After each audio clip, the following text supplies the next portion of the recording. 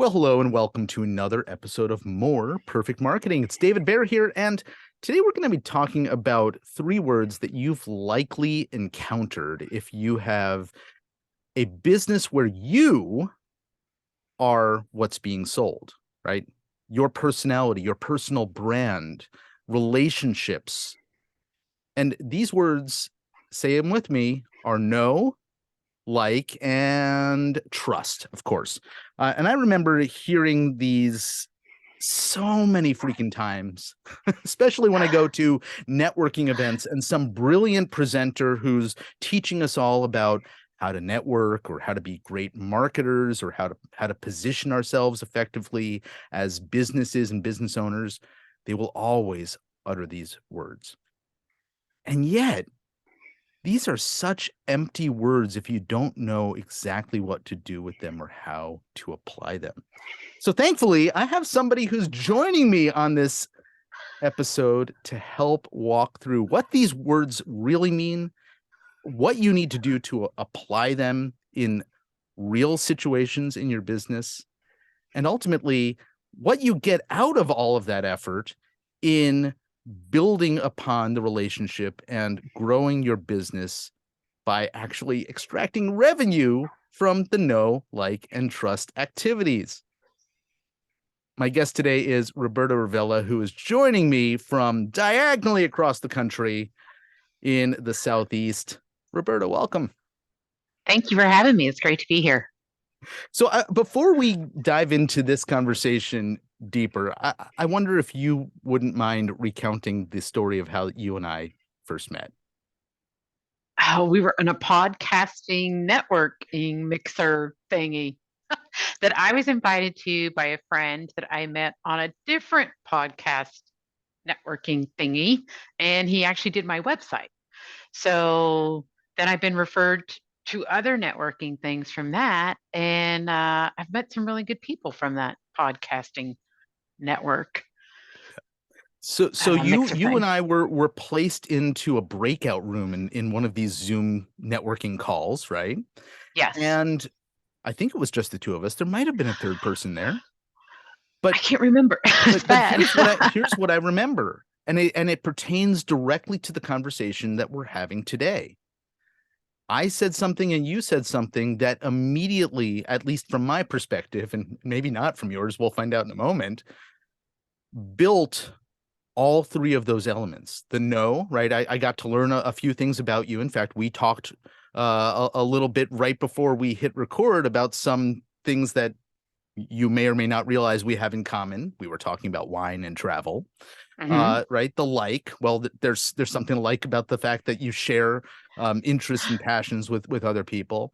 And the trust, well, the trust came out in that conversation. And I wonder if you recall, hint, I just reminded you of it before we hit record, what it was that that immediately clicked, for me at least, when it came to trust.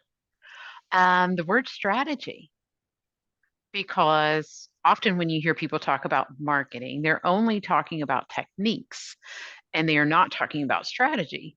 So the difference being strategy is pervasive. There are a million ways to market, and most of them work in some form, right? Or another.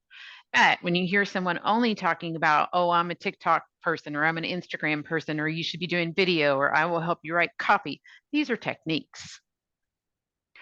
Now, honing your techniques is a great idea, but if your strategy is kind of sucky, the technique, the platform, the method, bad messaging and video or copy is still bad messaging. Yeah. Yeah.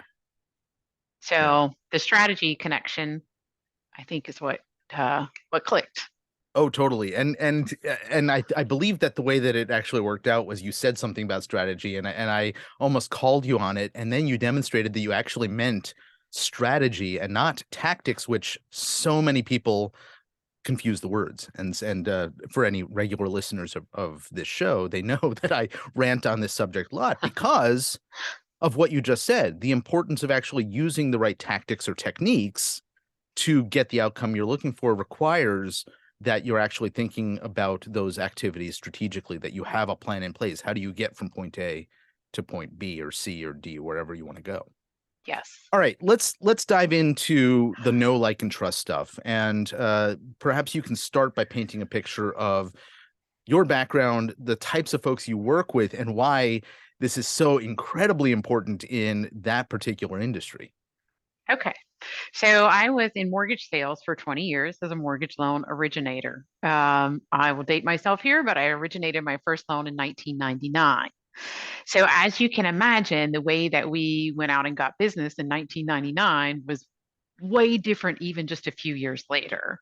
So from no website, little email, definitely no texting or any of that type of thing.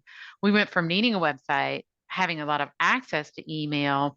So it went from forced face to face. You had to come to the office to see me. You didn't have a choice. I had to go into a real estate office to meet realtors. I didn't have a choice.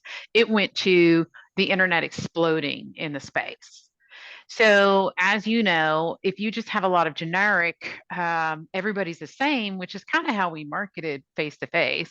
They got to know you because you kept coming in the office and they could see, you know what, Dave looks kind of nice. Maybe I'll talk to him. Or, you know what, I don't like guys like wearing golf shirts like Dave. I'm out. Right. So there was that sort of thing going on. But when you went to the faceless original websites, and a lot of them still are, but there was zero trust, right? So that forced face to face where you had to get in front of me, I had to get in front of you was taken away from us. And the relationships were kind of broken in that way. So then we had to figure out how to go back to know, like, and trust. Like if you're a loan officer now, to get into a real estate agent's office and actually see a realtor is difficult.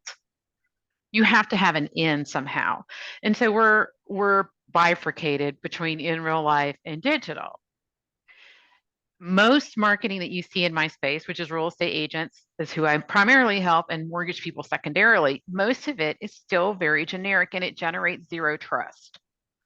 So they're always um, fighting between I don't want lead generation because leads are a name and a phone number on a piece of paper, which now you're dancing for dinner, you're chasing, chasing, chasing. How do I get to them? Once they answer the phone, how do I prove that they should talk to me? I've got to say something good or give them something or give them a discount or whatever, right? You're really fighting to get them to buy into you, as opposed to a referral where someone has said, hey, Dave, Roberta's a great realtor. You'd be an idiot not to use her. I know you're buying a house. Here's her phone number. And you're like, oh, great. And then you can ask me questions like that transfer of trust that happens from human to human. So I don't know about other industries as much. I think it's this way in financial planning. For some reason, we've just pushed those to two different sides. Yeah. And we're not building trust on both arenas. Now, I jumped into marketing as opposed to sales when I read Perry Marshall's book, 80/20 Sales and Marketing, and was like, this whole crazy world was opened up to me. I'm like, oh my God, like, ah. So I went to one of Perry's Facebook marketing retreats and just delved into that whole world.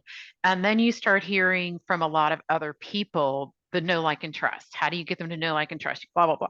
Fast forward over the years, out of the mortgage business into coaching, and I got into marketing strategies because I do love marketing so much. I was kind of wrestling with this whole concept, right? How do they get to know you? Well, if you're going to do that digitally, it's going to take a minute. You need to have your message out there. You need to show what you value, obviously. But content marketing is a long term game. It's a fight between getting somebody to notice you, getting them to consume the content, getting them to stay. How long is it going to take this know and like before I can trust? Well, I read another book, Stephen Covey's. It's called The Speed of Trust. Hmm. Excellent book, but he's coming from a corporate point of view, from the branding point of view. But if you apply it through, the thing that struck me the most is for folks who aren't with some big corporation, right? I'm not buying Edward Jones or Remax. I'm buying this financial planner or this agent. That personal brand, again, is a long strategy. It's not like I'm opening a can of Coke and I know what's inside, right? So if we think about all the ways you can build trust, then obviously your social proof, you need your reviews. People can consume your reviews. They can kind of get to know your values through your customers' viewpoint. Tell your stories. They can see if you're even solving the problem they want solved. You're getting the result that they want to get. And then they can say, hey, I wonder if I can trust this person to do it for me. Okay. But think about the people you trust instantly. There are people that you trust instantly. If you call the fire department, you would not ask for reviews. You would not ask for a story. You wouldn't check their website. You'd open the door when they got to your house and you'd be like, please help me now. Here's the fire, blah, blah, blah, whatever. If they said jump off the roof, I'm gonna catch you, you'd be like, okay. Now, some of that is institutional again, like the can of Coke. We know what's in it. It's a fire person, a fireman, firewoman. We know we're supposed to trust them. But also it's, let's go back to Perry, it's the bleeding neck. You don't have so much time to decide. You're either going to go back in the house to the fire or you're going to jump and let them catch you. It's all context there. I think, you know, I was going to say a contemporary. He's older, but also known in the direct marketing space, just like Perry is, Dan Kennedy, who Mhm. speaks about this concept of the annoying pest and the welcome guest. Well, he had somebody long ago. Do you know the story? Um, Sort of. I'm not that familiar with Dan as Perry, but you know Yep, Perry is but the it's Dan. just, and so this bleeding neck concept is exactly Yeah. the point is that he had somebody who was beating down his door, knocking on his door, knocking, finally came around to the back of his house and started pounding on the window by his office because apparently he had a fire in the bushes on the front of his house. Well, initially he was annoying because, you know, Dan is like a recluse, doesn't want to talk to anybody, wanted this person to just go away. But as soon as the situation presented itself and it was emergent, well, this person was his savior for, you know, alerting him to the fact that there was a fire in his front yard. And I think that, you know, the point that you make about the fire department or even, you know, there's probably real estate emergencies, like people either There are. financially need to get rid of their home to be able to be solvent, or need to land in a place before a certain deadline. And I'm sure that there's Mhm. many other permutations that I don't know in that space, right? And I imagine most industries have things like that. Yes. And the context is perfect, right? So you can switch that around. As controversial as this topic is, a police officer is very contextual and cultural. In certain cultural instances, depending on how I was born and raised, I see a police officer, I'm like, yay, we're safe.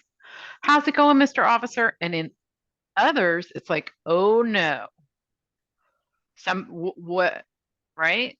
Yep. So a lot of times we don't realize that just by the virtue of the industry that we're in, we can ignite someone's fight or flight, right? Real estate agents calling, oh God, what do they want? What are they trying to sell me? Mortgage person, I don't want to talk about rates, right? I don't want to refinance. So that's okay. Financial planner, no, I already have my stuff with so and so, you know, a big bank or whatever. So you may be overcoming that cultural aspect and getting Preconception. preconception. Yeah. Yeah. So you may be overcoming it. So how do we overcome that and build trust? Now they always say the no like is the way to go.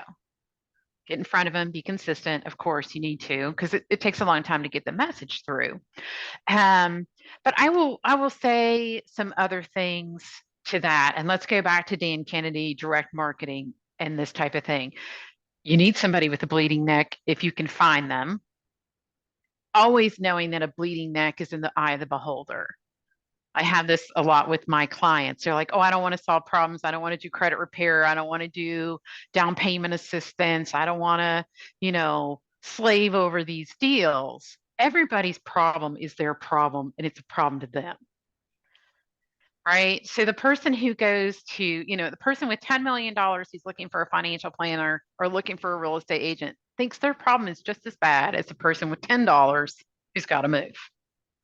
It might not be in actuality, but we still have that problem and that bleeding neck, right? So if you know the problem, you know the benefit of using you, and you know the result, then you can turn your marketing strategy to speaking to that person directly. And when they see themselves in your marketing, they trust you. You're listening to them. You heard them. So one of the things that we often talk about is the belief of the person you're trying to engage as a client, right? What do they need to believe at what point in the relationship in order for them to move to the next step of the relationship? And so as I was hearing you talk about social proof and creating content and how you can shortcut some of these things or where stuff needs to be um, seen by a prospect in order to kind of say, yes, this is for me or no, it's not. I'm sort of curious if you've thought about how this maps out in, what we sometimes refer to as the buyer's journey in Hmm. terms of the activities that a realtor or service professional needs to engage in at what point in order to get the person to have the critical belief at that point. Yes, I've actually learned it under a different name called deep funnel marketing, where in the funnel are they, or where in the buyer's journey are they? They don't know you at all. You're not going to be telling the same stories and saying the same things as if they've come down and they know you and they've been hanging out and it's obviously, obvious they're interested, or even that they purchased from you before and are a returning customer. Your content's going to look a little bit different. Now, it might be the exact same content, just in a different manner. I think you should always put social proof in front of people, no matter what. But your content on that higher level where they don't know you at all may be a little bit more informational, turning into insight.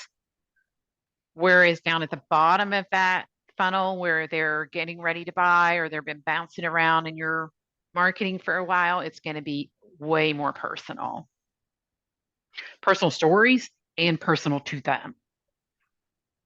So let's dig a little bit deeper into the deep funnel concept. I've never heard that term. I like it. So let's give some examples of what you mean in terms of how something might come across personal, and maybe we should map out, sort of the very general places that somebody might be in what we call the buyer's journey, where first they're sort of aware that they even are looking for a home in this case, or looking to sell or considering selling their home, right? Mm-hmm. Then they have to Mm-hmm. make the next step in the decision. All right, well, what way or what path am I going to take, and or what type of sale am I going to consider? Am I going to try to do it myself? Am I going to engage a professional? What professional am I going to engage? How am I going to decide? What's the criteria, etc. And then obviously the decision point where you've dialed into somebody and now you got to decide, yes, I'm pulling the trigger or not. Right. Yes. I think there's more to it, but that's a Sure. general structure, and obviously they need to be seeing different things at each of those points in order for them to get that the necessary know, like, trust at each of those stages. Yes. And also, you want them to see you in different places, right? In sort of a maze marketing is what they call it. Um, Not to overlay too many marketing terms, but say I look at your podcast, Dave, and then I go click on your Facebook from your podcast and I see your stuff on Facebook. I'm like, oh, this is really interesting. And you've got the podcast recordings, but maybe you've put over written some context to the podcast. Like for this one, maybe you write, you always hear that people should know, like, and trust you. What if it's not true? Well, that's doing two things. It's intriguing me. I'm going, huh, well, everybody knows you have to know, like, and trust. I wonder what he's talking about. So I'm either going to go, I really want to know more. I'm going to be like, oh, that guy's, he doesn't know what he's talking about, which is another version of saying in or out, to Mhm. the client. But also just kind of dragging him in. And there you go. Okay, I, I'm willing to see what Dave's got to say. So now I'm going to listen to this other podcast. In that podcast, maybe I sign up then for your email. Like, all right, I enjoyed the podcast. I enjoyed what he had on Facebook. Let me sign up for this email that he's offering, the newsletter that you're offering. So then in the newsletter, you're going to talk a little bit deeper about things. You're going to get into the not just the what of know, like, and trust. You're going to maybe give me some instructions. You're going to give me more stories. You're going to hit me with a call to action. Like it's probably a straight one, right? If you like this, if you want to know more, this is my group. This is how you can hire me, how you can work with me directly, book a call. Where you're probably not going to do that when they're just out there floating around in some more general content, where you want the next step to be more content that just kind of brings them in deeper for two reasons. One, you're letting go of the people who aren't really interested. If they see your high level content that says, hey, you've always heard no, like, and trust, what if it's not true? And they're like, I don't really care about that. And they see another one, like, I don't care about that either. Hey, let me unsubscribe from David. They did you a favor. They're not your client. You don't want to keep marketing to them. Now, if you pique their interest and they keep coming back for more, you know that there's resonance there. Like when you and I were talking at this networking group and I said strategy, you went, yeah, I wonder if she knows what she's talking about. And then I said something, and you're like, oh, she does. So that was that, open gate, closed gate kind of thing. So that sort of resonance creates trust as well. When I can see that you understand that we have a same value, or you piqued my interest because somebody said everybody has to know, like, and trust you. And I'm like, I'm just so tired of that. And then I see you saying, hey, maybe this isn't true. I see some alignment, and alignment builds trust. We've got that little vibe. And then the more and the closer I get to you and feel that we have the same vibe, more and more alignment, I'm like, hey, I'm going to hire Dave for that $6,000 program that he's been offering. Now that I know him a little bit and I actually like the guy, and I have no idea what your product prices are, by the way, but you I charge a understand what lot I'm more, by the saying. way. Yeah. Okay, great. But you know what I'm saying? Like, the farther I can get in there. Now, I'm not a huge fan of a long funnel. I've got no patience for this sort of thing. You'll find these funnels that are just crazy long and sales cycles that are 5 years to ascension, right? Um, but just taking someone in there, right? Slowly at a time. Are they intrigued? Does this mean something to them? Okay, where do they go next? Did that mean something to them? Do they really enjoy that? Can I offer them to buy something, to join a group, to what's the next thing that says, hey, if you want to come deeper, if this resonated with you, then this is the offer. There's two things that you brought up that I want to circle back on. The first one is you were talking about moving from one platform of a business, sort of content to another. And you gave the example of somebody listens to the podcast, then they, for whatever reason, go over to Facebook, and I don't have a Facebook presence, so they wouldn't find anything there. But that there's continuity between those things, right? That there's consistency. And if there's a lack of that, I imagine that breaks the trust pretty easily, right? The It the does. other thing that you mentioned was, and I'll let you comment on both of these, long funnels. And just in the way that we as small businesses witness what large enterprise businesses are doing with brand advertising and think, oh, we should emulate that because that's how you advertise and market, which is wrong, right? It's right for them, but wrong for those of us who don't have hundreds of millions of dollars to accomplish that, right? The long funnel thing is something we might experience as consumers for a product or a service or an offer that is very different from being a service provider. And perhaps that can impact somebody's perception of who we are, what we do, and whether we're a fit for them, again, potentially impacting trust. I would agree with that. I would agree with that. I will say on the first one, as far as continuity, confused mind is always a no, right? Don't don't ignite my fight or flight. Like, I was over here and this guy was saying this, and now I'm over here and I've got what's going on here, right? Like, okay, I'm done. We have short attention spans now for this sort of thing. And the second thing with the long funnel, it's like, I'm just going to say this. I say this recently to a couple people, and we all got a kick out of it because you get so many people who have these long funnels, and it's like they're messing with you. Like, if you're going to text me at midnight, at least have the decency to ask for sex. Get to it, right? I know what you're doing. I know why you're here. Get to it. Yeah. Well, I think you and I as jaded marketers might read into that a little bit more than the average person. We sometimes forget that not everybody sees all of the stuff that we see. This is true. But yeah, I get the point. Right? Like we're on to it, right? So, which is why everyone finds these DMs and the LinkedIn messages and these, hey, how are you doing? Like, okay, I looked at your bio. You're a marketer. I know you're going to try and sell me marketer. I'm fine. How can I help you? Like, just I'm not telling you to be rude. Obviously, we don't want to be off-putting or transactional. Mhm. Um, but you can just say, hey, David, I saw that you're a fellow marketer and I see that we have a similar market. I loved your post or your podcast and name the podcast. This is what I had. This is how it works. Do you think this would work for us as a collaboration? Or do you think this is something that would work for you? So you can be polite and nice about doing so, but I'm kind of a get to the chase kind of gal. Like, okay, I want to see what you got. I want to have some feel around it. Do I like this? Can I tell who this person is? I don't want to impulse buy. There are a lot of marketing and long funnels that go off impulse buy, which is that $10 this or the $9 that or download the free stuff. It's kind of okay, it's free. Click, fine. You've got my email address, and I never look at your emails. Um, as opposed to somebody who can really see if they value align, which is the like, get to know you a little bit if it takes that. But to me, when you create values alignment, you go straight to trust. Then all the other stuff can kind of fit into place. And then I'm ready for an offer. Like, what are we doing here? And I generally want it to come pretty quick. So we're talking about funnels which lead to a direct presentation of here's what I got for you.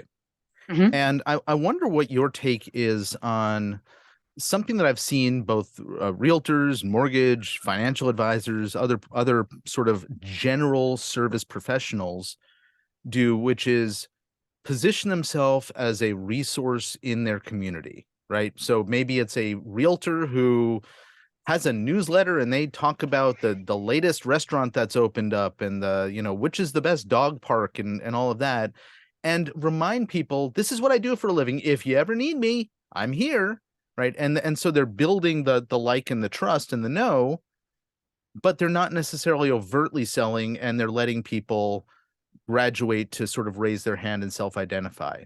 And I imagine Hmm. that there's a way to be a little bit more forceful and direct and heavy-handed with moving somebody from being on an email list where you're just learning about cool stuff in your neighborhood to becoming a client. But what's your take on an approach like that? I've seen it work very well for people as long as they're in a position where they can answer a lot of questions. Like if you're in a neighborhood Facebook group or you're in a neighborhood newsletter where it's better if you're somewhere where somebody can contact you easily, like a Facebook group. You say this restaurant, or somebody asks, hey, is there a plumber in the area? And you put your guy and you say, hey, I've been a realtor in this area for 20 years and I always use this guy, blah, blah, blah. So you can kind of add in there where you can get some more response back and forth. Next door sometimes can work for that, but it's hard. You got to sit on it. Um, you got to sit on those Facebook groups a little bit too. But if you're just throwing out a newsletter with no call to action or no sort of story about what you actually do, sure, it can work. I mean, just sold postcards work, but it's it's a long shot, right? That's a Yep. true numbers game. Yep. All So right. if you're Well, gonna do it, my thing is have some sort of if you are a blank and you want blank, I will do this. Find me here. so you're still more direct. Yes. And ultimately that puts the business owner, the realtor, whatever, in control of a process. And based on the way that you just outlined it, again, going back to the know, like, and trust, it demonstrates that there is a process. There's a system that you have as a professional telling people here's what to do next. And I'm so professional that I have actually thought this out, and I have the path for you to move through if you're interested in my services. So Yes. Roberta, we're just about out of time, and I want to make sure that we have a moment to sort of talk about the work that you do. You have a program, you have a mastermind, and the services that you provide, and for whom you provide them. So I'll leave it to you to enlighten us. Okay. All right. The easiest thing for you to do is find me on YouTube at Realtor Marketing That Works. I have some things and resources there for you that are great. You can also book a call with me for a 15-minute laser strategy session there from YouTube, or go to robertaravella.com. What I do offer, I have full strategies for agents, real estate agents, and mortgage folks who are looking to differentiate themselves in the marketplace and earn trust by, I call it forcing a choice, right? We can compete with everybody else who is, if you're looking to buy, sell, or lease, I'm your guy, I'm your gal. If you want a low rate, give me a call. Okay. Or you can put out that message that says, this is what I do, this is who I do it for, and this is how I do it. So the people who know, hey, I trust that because that's what I need. That's the problem. That's the result. That's the benefit I'm looking for. So we design your marketing strategy around that, put it into place for you. And I have a full team behind me that can do all your digital and in real life marketing for you in that regard. Well, that's awesome. So, of course, we will have links to both the YouTube channel as well as your website, which is robertaravella.com. And folks who are in the real estate world or adjacent who want to know more about what you're doing and whether you're somebody they could refer, Yes. they can find out more about you in those places. Roberta Ravella, thank you so very much for hanging out. This has been a fun chat. Thank you, David. It's been great. Folks, if you know somebody who can benefit from listening to the conversation you just heard, and I'm pretty sure you do, please send them our way. Until next time, my name's David Baer, and this is More Perfect Marketing. We'll see you on another one soon. Bye-bye.